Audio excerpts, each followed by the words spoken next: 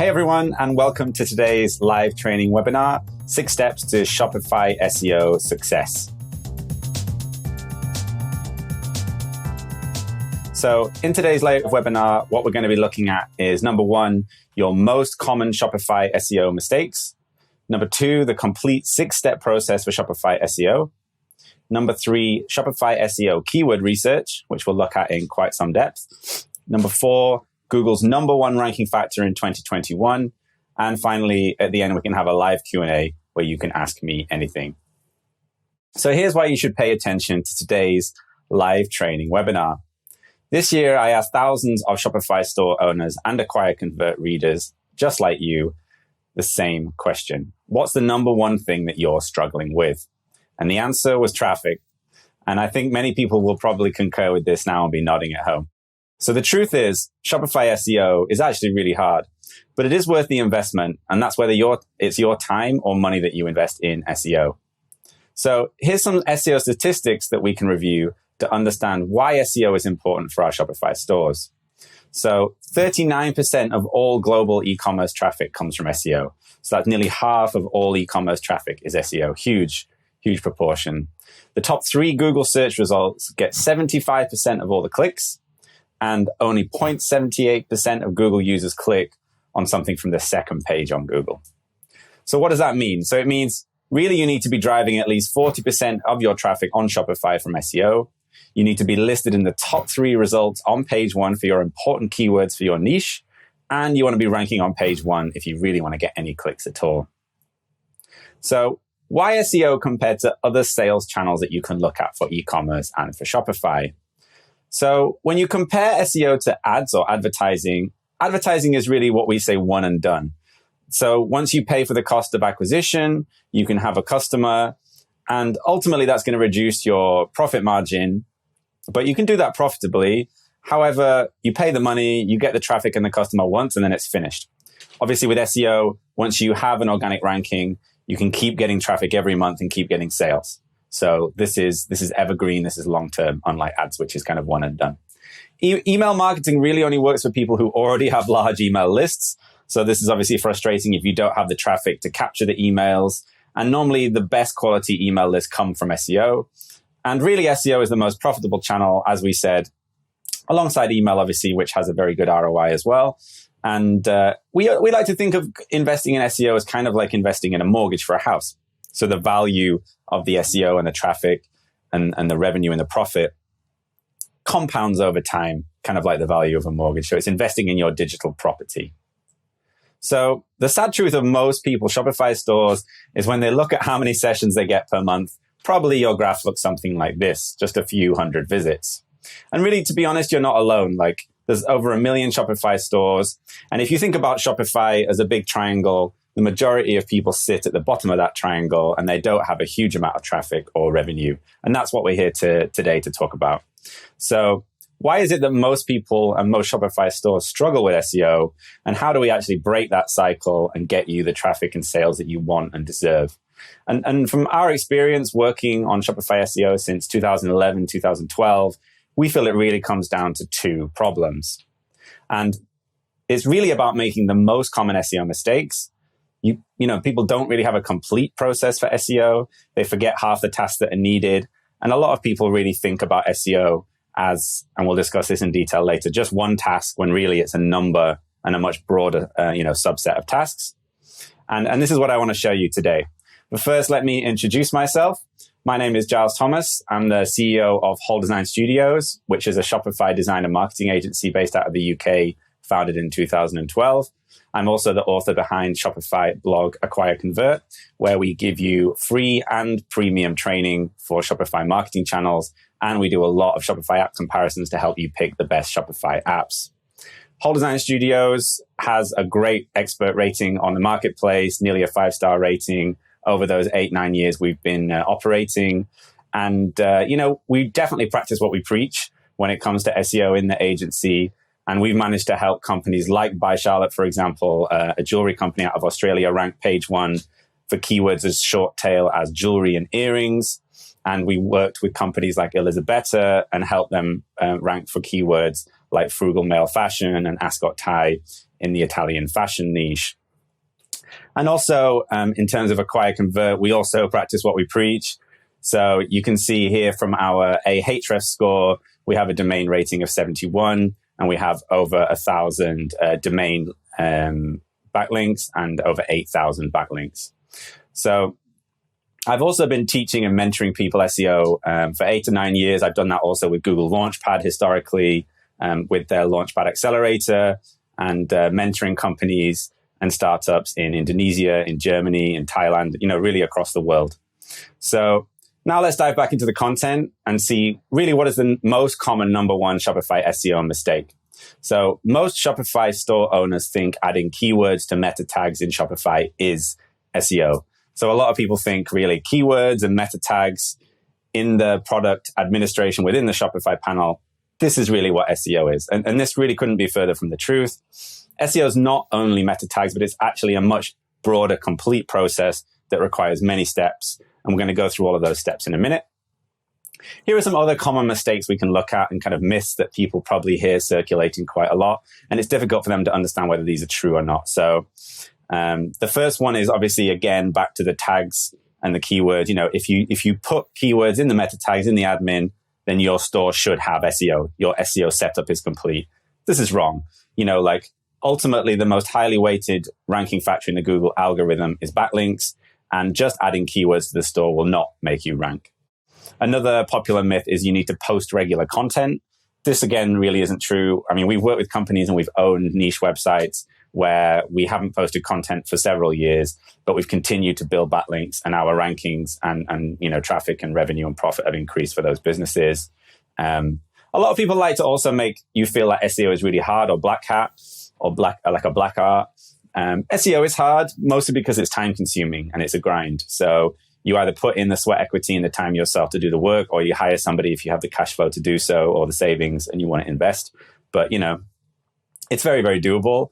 They're quite simple processes. I think what's difficult about SEO is knowing which kind of 80% of processes are important. So like 80-20 rule. So which 20% of the processes bring 80% of the results, and which of the processes to discard and kind of ignore. Another common mistake is keyword stuffing. Pages is good. So kind of just having the keyword in there a lot. Actually having a high frequency of keywords is important for SEO, but just stuffing the page full of the keyword is not going to do anything. Some people also believe you only need backlinks to rank. And in the past, they may have just bought a bunch of backlinks. This doesn't really work now. Google cares about the quality and the relevance of your backlinks, not just the volume.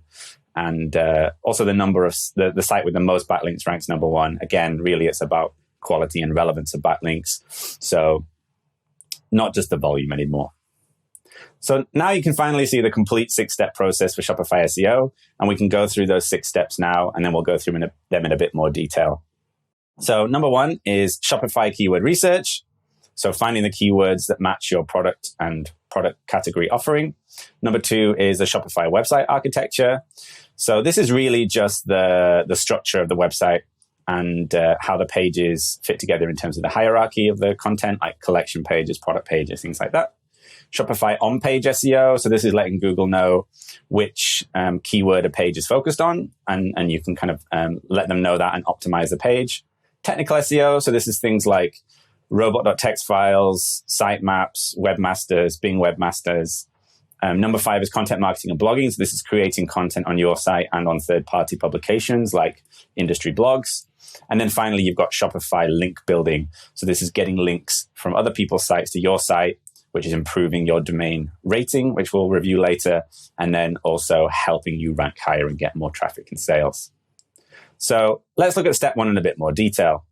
Shopify keyword research is about finding the relevant keywords in your e-commerce niche with the right competition level and search volume. And we can go over that a bit more in the upcoming slides. I think when you think about difficulty, a lot of people will see the types of tools like Ahrefs that list keyword difficulty. And, if the keyword difficulty is lower, then they think they maybe have a good chance of ranking for it. To be honest, the truth is these keyword difficulty ratings in these apps are not perfect. So you really need to know how to look for the difficulty level yourself. And I'll show you that in an upcoming slide. Number 2, we have the Shopify website architecture. So this is mapping the keywords that you pick to the right pages in your store. So you're going to have buying intent keywords on product and collection pages. So like black leather shoes, if you're selling black leather shoes, could be on a black leather shoe product page or a collection page for black leather shoes. And then you have informational intent keywords. So these are ones like how to clean leather shoes. And obviously these would live on blog or kind of journal pages and not on collection and product pages. Here's a simple structure of how the Shopify website architecture works. So obviously you've got the homepage, collection pages, sub-collections, products, and the product pages themselves. Unfortunately, the Shopify website architecture is not perfect. It could be better if we had more control over it, but with Shopify, we don't. However, for most people's level of SEO, it's not really going to affect the business. So, third, we have Shopify OnPage SEO. So these are all the different steps you can take to let Google know which keyword a page is trying to rank for and how to optimize that page. And we'll go through a checklist for that in a bit. Here we can look at the checklist quickly. So you've got the page URL is the keyword. So for example, let's use the black leather shoes product page. So the URL would just be /product/black leather shoes. The title or the H1 would have to have black leather shoes written in it. And if you front load that in the beginning of the H1, that will be the best option. The first image on the page, the image name, the alt tag for the image should be black leather shoes. You can also embed black leather shoes in the EXIF data of the image if you really want to get technical with the image optimization. And then you want to have the keyword black leather shoes in other HTML elements across the page. So in H2s, in paragraphs, and you want to have like a natural but high keyword usage. So frequency, but not keyword stuffing. And you also want to link out from this page to other pages that are relevant for this keyword. Even if they're competitor pages, sometimes this can be helpful. Google likes to see good natural outbound and inbound links. So an outbound link is just a link from your page to an external page. Here we have a quick screenshot from Plugin SEO, which is probably the top Shopify SEO app, alongside Ahrefs, which is obviously kind of broader than just Shopify in terms of SEO tooling. And Plugin SEO can be great to help you find some of those on-page problems if you're not kind of well-trained to do that. And they'll just show you which SEO problems you can fix and help you fix it. So that's an app that we recommend. And you can probably find a link to that below the video. The fourth step is technical SEO for Shopify. So here it's taking care of the site health, Google Analytics, Google Search Console, Bing Search Console. Again, with Shopify, we don't have much control over the robot text file or sitemap or things like that. And those things are automatically generated for you, which is helpful. But you can still take care of, messages you would get in Webmasters and setting up Google Analytics and perhaps Google Tag Manager for larger stores properly. Ahrefs is a great tool for this, and they allow you to perform site audits, which will run on specific dates depending on when you set it up to run. And these, in more granular detail than Plugin SEO, can show you difficulties you're having with on-page optimization and how to fix them. And it's going to give you kind of a to-do list that you can work on. The fifth step is content marketing and blogging. So this is writing content on your site or external sites, and hopefully then getting backlinks because of this content, which are going to help you rank for those informational intent keywords. Here's an example of that. So we have bracelet sizes, and this obviously could be a great piece of informational intent content for a company that sells bracelets. You could then put a backlink at the top of this post and push that link juice to a collection or a product page. So the idea would be you write a piece of content on your site, people backlink to it, people link to it from their site to your site, which sends you the SEO link juice. You then put one link at the top of this page to a collection or product page, and that link juice is passed over, and it's going to help that collection or product page rank better. Number 6 is link building. So this is obviously how you actually get those links from people. And you can do that by building in, different strategies of link building into the content you create. And you can also do it with like manual link building processes, and we'll cover a few later. Google actually wants to see a really natural blend of links. So with backlinks, you have a couple of different types. You have do follow and no follow links. So a do follow is when the link juice is passed over from that page to your page, and a no follow is when it's not. Google doesn't want to see only just do follow links because they know you're paying for those link placements or that they're not organic links. So they want to see a blend. And ultimately they want to see a lot of high quality relevant links. So here's a really simple way of understanding what a backlink is. So you've got somebody else's website, Fitness Weekly forum or blog in this case. And obviously you've got a website, which is maybe marathon running shoes. And you've got a blog post, how to run a marathon. So hopefully Fitness Weekly will link to your blog post when you publish it because you've written it so well. And this is a nice picture resource here from Backlink Co., which is really one of the best places on the web to learn about SEO. So check that out. So let's learn a little bit about what domain rating or domain rank is.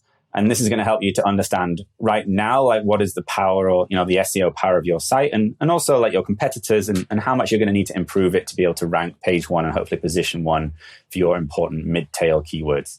So domain rating is really a ranking out of 100, and different apps call it slightly different things, domain rating, domain rank, but it's a rating out of 100 that basically tells you the power of your store. Most of you, when you look at it, will have a score of less than 10. Some of you may be kind of 10 to 40, which is quite common. If you're above 40, you're probably doing quite well. You may already have an established business with quite some revenue. Excuse me. If you're in the kind of the 60s or the 70s, then probably it's quite a large business. So now what we can do is pick out 2 steps from this complete SEO 6-step process, and we can go into them in a little bit more detail. And you can learn the keyword research and the on-page SEO process. So let's do that next. So what are SEO keywords? So keywords are the words and phrases in your website that make it possible for users to find your store using search engines. So that's search engines like Google or Bing. For example, for someone who wants to buy toys for their pets, you may search for pet toys or dog toys, cat toys, toys for cats. So these would all be kind of relevant keywords if you have a pet toy store. Keywords can be defined and should be chosen based on a few different attributes. So you have long tail, mid tail, and short tail keywords. You have buying and informational intent keywords, as we discussed earlier briefly. And you have high and low competition and high and low volume keywords. So a short tail keyword will be something like shoes, which is obviously very, very hard to rank for. Probably you will be up against companies like Zappos or Amazon. Mid tail keywords, and this is really where you want to focus more of your efforts, is more reasonable, easier to rank for, but still difficult, will take quite some investment. The most important thing about a mid-tail keyword is you can start to understand the search intent of that keyword. So like, what do people really mean when they type leather shoes? They could obviously mean shoes for a man, for a child, for a woman. They could mean leather shoes, faux leather shoes. They could mean any types of shoe design. So it's not super clear. And then longer tail keywords like red leather shoes are obviously much easier to rank for, but have, a clearer intent. In terms of the actual intent, you have the buying intent, as we discussed. This is for people who are looking to buy that product, and that will be a keyword you would want to use on a product or a collection page. And then you have informational intent keywords. So this is the ones you want to use on your blog posts. A high competition keyword is really one that's, as it sounds, like very hard to rank for. Again, you can use tools like Ahrefs to check the difficulty level. But again, this is not super accurate. Here, for example, we have red leather shoes, which purportedly is a 0 competition level, which would seemingly be very easy to rank for. That's 350 searches or, 4,000 searches a year, visits a year if you rank number 1. So that would be very nice to get. Actually, if you look on Google at the top 3 stores that rank for the keyword red leather shoes, you have Amazon, and Etsy, which in no world is low competition. Their domain rank or rating is 95 and 93, so exceptionally hard to outrank them. So what I would suggest is when you're looking at keyword competition, you can use these tools to see which ones look or appear to be hard or easy, but make sure you look at the actual Google search results and look to see if on page 1 there's a store with a domain rating at least similar, if not lower than yours, which means you have an opportunity to rank for that keyword. So now we're going to learn how to find keywords. So it would be great if we set up a Google Sheet, and then we can save all of those keyword ideas and opportunities in one place. And then at the end, we can kind of copy and paste that into different tools for us to make our final keyword decisions. Here's the first place that you can look for great keywords. So again, Ahrefs, they have a 7-day free trial for $7, which is very reasonable. Not a very cheap tool. It starts from about $100 a month. But you can use a 7-day, $7 free trial if you just want to go in there and do some keyword research. Another place we can find keywords is keywordtool.io.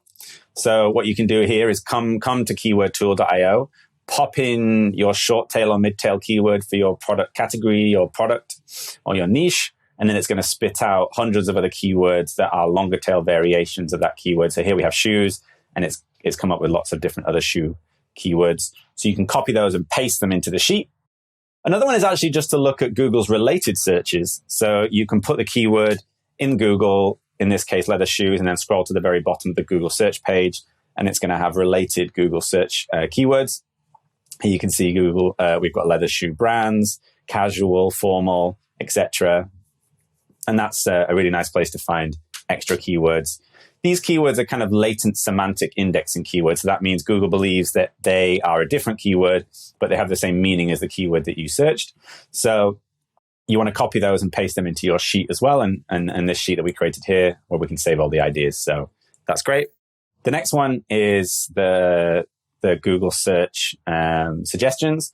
So again, if you pop in your mid-tail or short-tail keyword, it's going to give you additional ideas and variations. So you want to write down and record some of those into your Google sheet as well.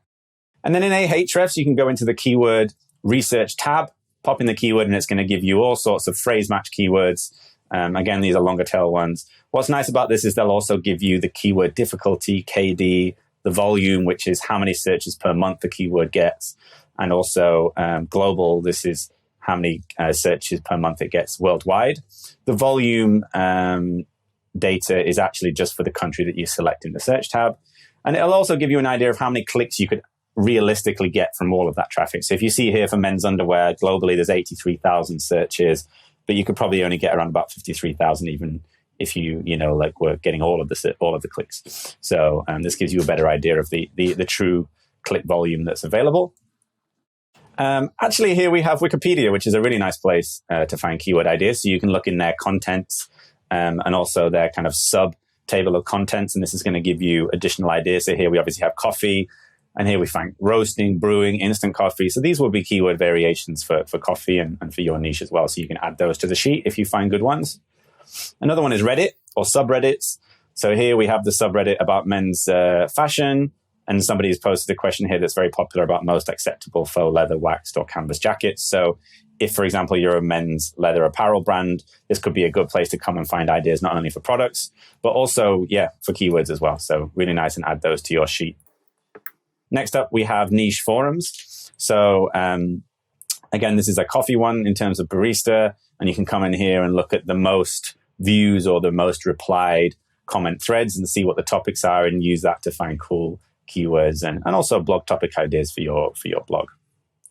So once we have all the keyword ideas from all of those locations pasted into our sheet, we can actually come and grab all of those keyword ideas and dump them in the Keyword Explorer in Ahrefs, maximum 1,000 keywords per search.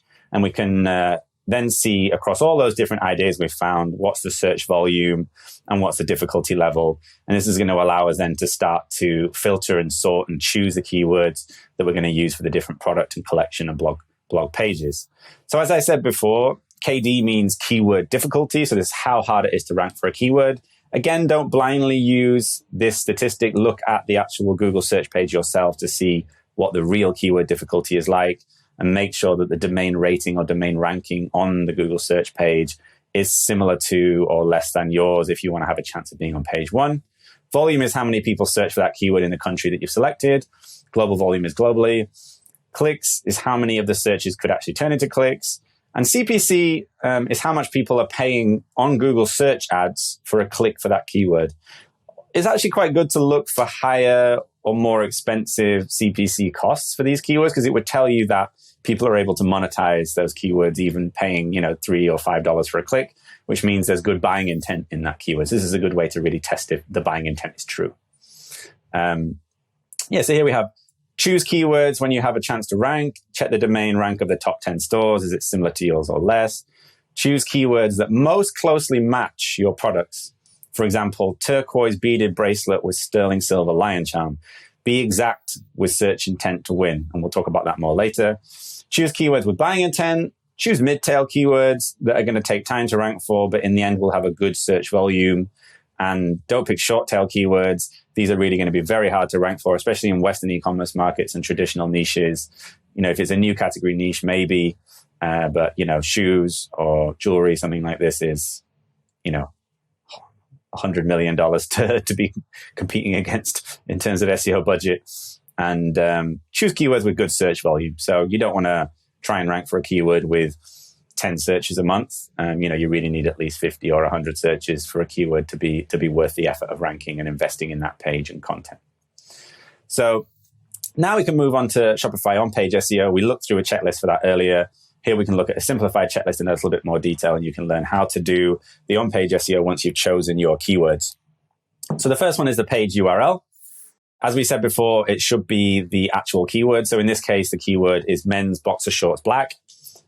So here you can see the URL and handle at the bottom is just /products and then men's boxer shorts black. The best case scenario would be if we could actually remove /products and it would just be yourstore.com/men's boxer shorts black. Unfortunately, we can't do that with Shopify.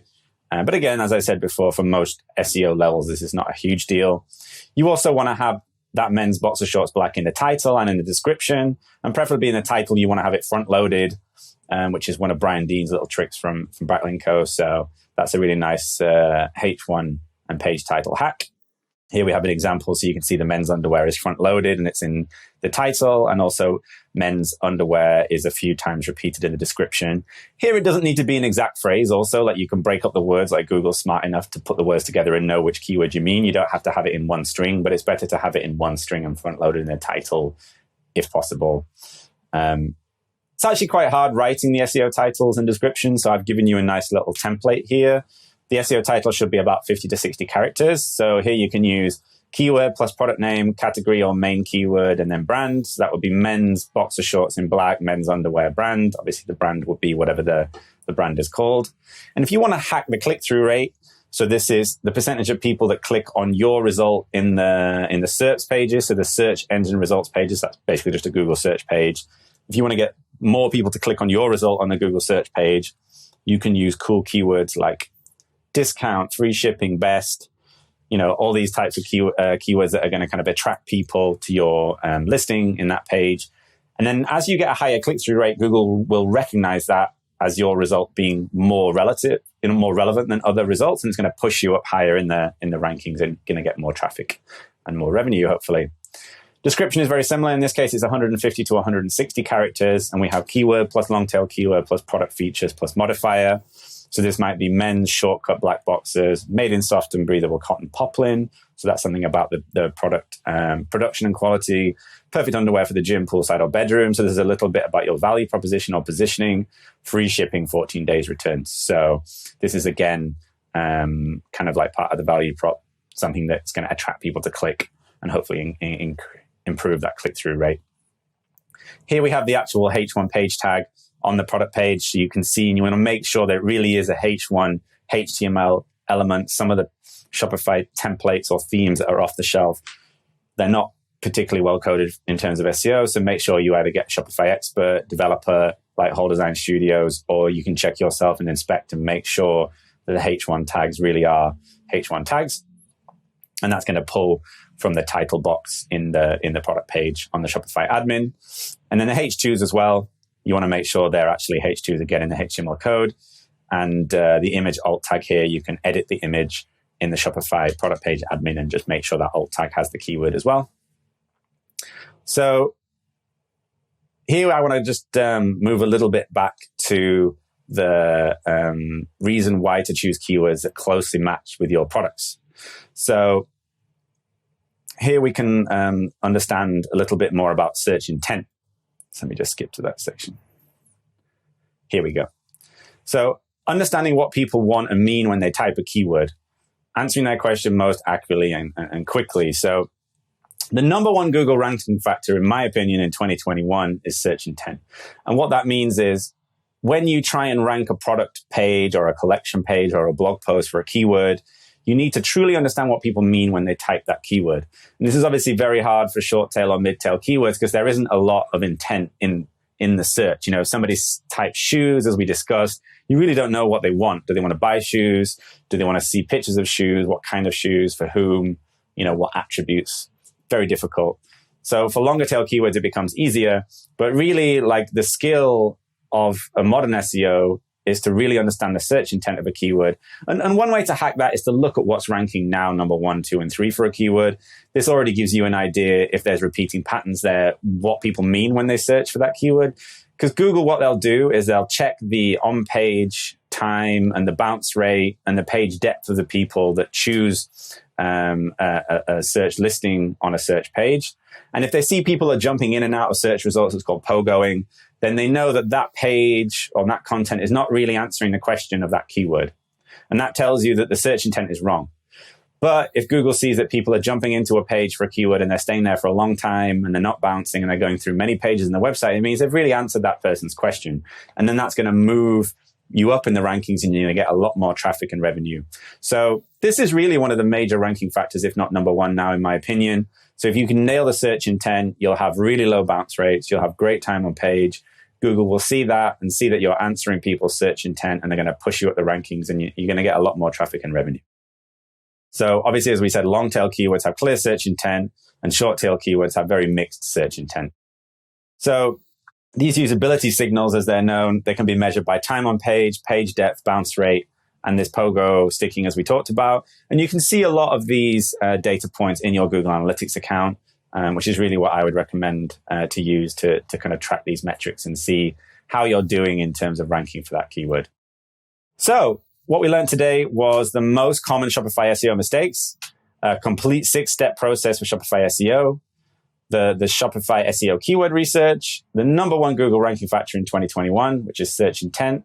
And now we can move on to the live Q&A. So Bill is asking what type of budget a Shopify store should have for SEO. This is a good question.